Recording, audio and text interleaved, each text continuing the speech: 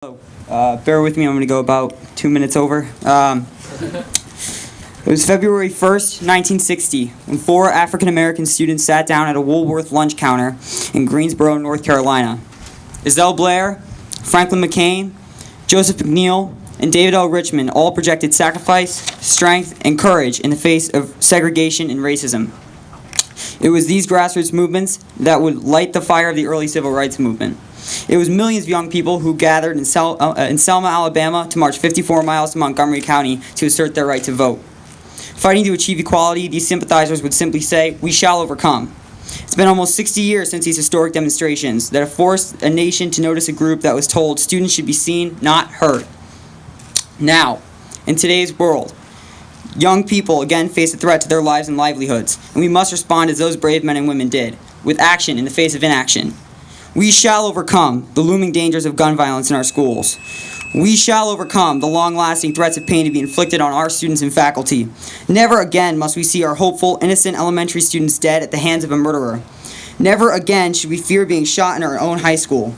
No parent should have to wait and wonder if their child survived. No family should have to grieve the horrific loss of another loved one. So I stand here today in solidarity with my classmates and the victims of this senseless violence to say enough is enough. Enough is enough when more Americans have died from gun violence than all the soldiers from every U.S. conflict combined. High schoolers from Columbine and Parkland, and first graders from Newtown. Most of these kids had yet to find their passion, travel the world, have children of their own, fall in love, or for some even finish elementary school. Their basic civil liberties were stripped away from them. A new movement struck Congress as of yesterday.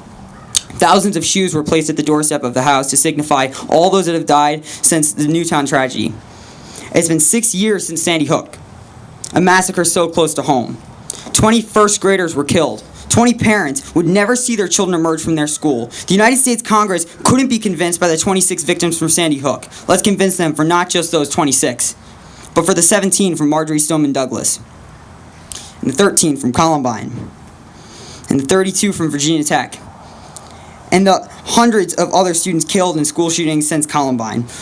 We mourn as a nation with all of those who have lost their lives.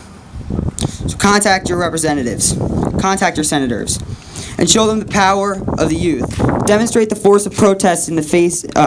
Follow the footsteps of a king, and demonstrate the force of protest in a world of injustice.